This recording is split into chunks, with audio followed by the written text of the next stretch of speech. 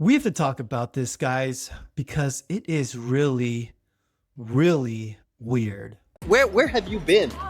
Where have you been? I've been busy. I know, baby, but Answering you can't leave me questions alone. about you. You can't leave me alone that long. I know. That's a little too long, baby. We need it. Very codependent, very codependent. I feel like I've got an exclusive here. With my finger. With my finger like that. That is something that I had almost, now I am actually welling up.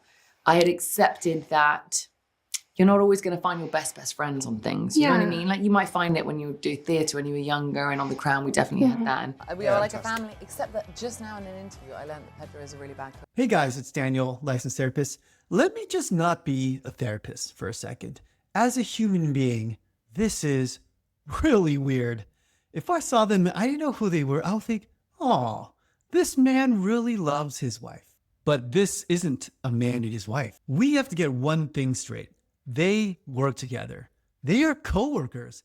Pedro is a single guy and Vanessa is in a relationship with another man and is pregnant with his child. Have you ever seen co-workers act like this? What if you walked into the office of your billion-dollar tech company and you saw... Yeah. Oh, look at these two. All right, come on. You're okay? Yeah, that's right. If you see co-workers acting like this, they're clearly having an affair. Obviously. But does the court of public opinion agree with me? Damn you, Roger. I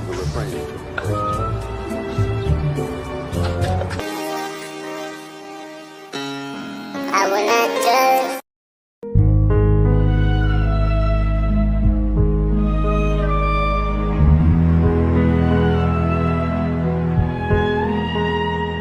Tonight's Fight Clock is brought to you by Timex. For the time Timex watches have taken a licking and keep on ticking since 1854. So a lot of people see this behavior and they do agree with me. It's very out of the ordinary, just to say the least. But is there a good explanation for why Pedro acts like this? Well, this is his explanation. Oh.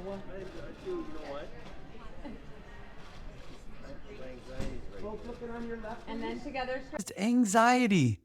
Well, fortunately, your guy, the pro, knows anxiety like the back of my hand. What the? As a clinical therapist, let me chime in on this. But first, if you like this kind of content, please consider liking this video and subscribing to this channel.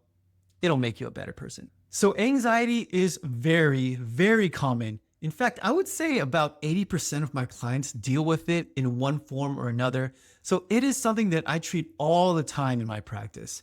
Right off the bat, let's answer the question. Is Pedro's behavior common amongst those who deal with anxiety? No. This has nothing to do with anxiety. In fact, I've never seen this kind of behavior in over 20 years seeing clients in individual therapy. In fact, none, not one, have I ever even heard of any other clients doing this as a result of anxiety. In all of my case presentations and all consultations with other clinicians about their clients, this is not mental disorder behavior, but is it a cultural behavior? Hollywood is not normal life. They are weird. It's hard to find a regular relationship amongst all these people. And as someone who is not in Hollywood, I have to make the concession that what Pedro is doing may be culturally normal. And to be fair, Vanessa seems to initiate this type of touching as well. Hollywood has a long history of inappropriate behavior. If you don't believe me, Google it because I will not utter here.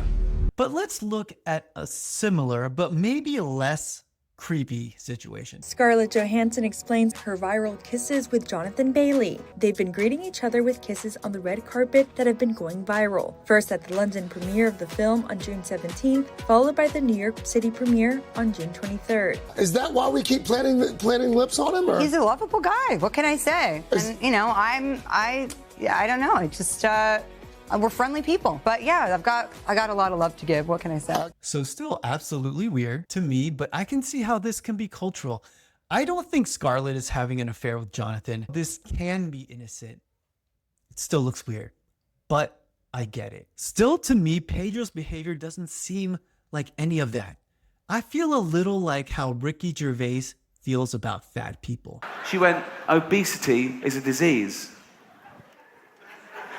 No, it's not, is it? You just like eating, don't you? It's not anxiety, is it?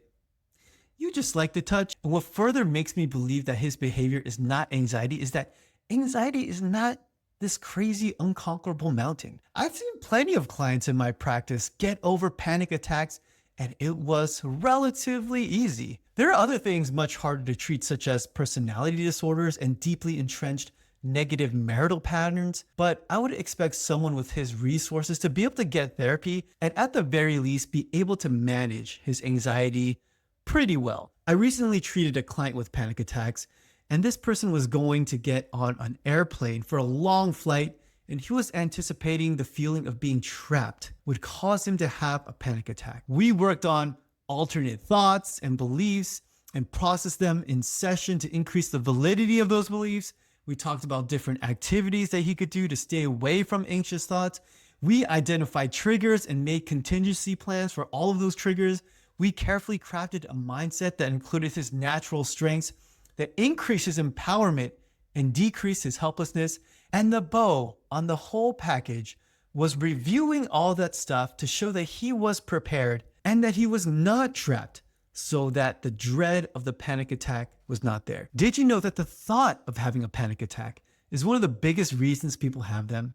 It's that trapped, powerless feeling that really increases the panic. So with this client, we were able to really minimize that trapped feeling so that the dread was not there. We threw the kitchen sink at it, and I don't know if that sounds like overkill to you, but you know what? Amazing success. Great success. He didn't use all of it, but he did not have a panic attack. In fact, he had a pretty great plane ride. And now we have momentum to get rid of the anxiety altogether. And we did that all within a few sessions. But Daniel, let's be as gracious as possible toward Pedro. Could there be a therapeutic treatment explanation for the behavior? Okay, yes, there is a possible explanation. There is this form of therapy called havening, which is a psychosensory technique which utilizes touch in order to change the way the brain responds to traumatic memories.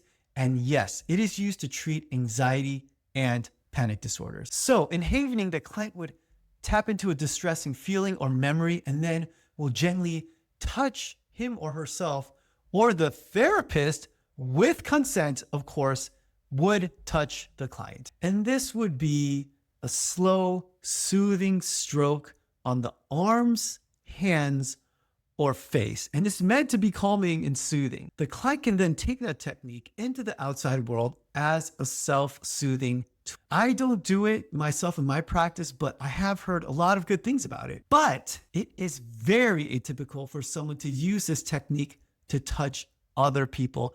And I can't imagine a therapist out there actually encouraging this kind of behavior as a coping mechanism. Then again, there's all kinds of crazy therapists out there, so it is possible, but very, very improbable. So, in conclusion, is Pedro's behavior anxiety?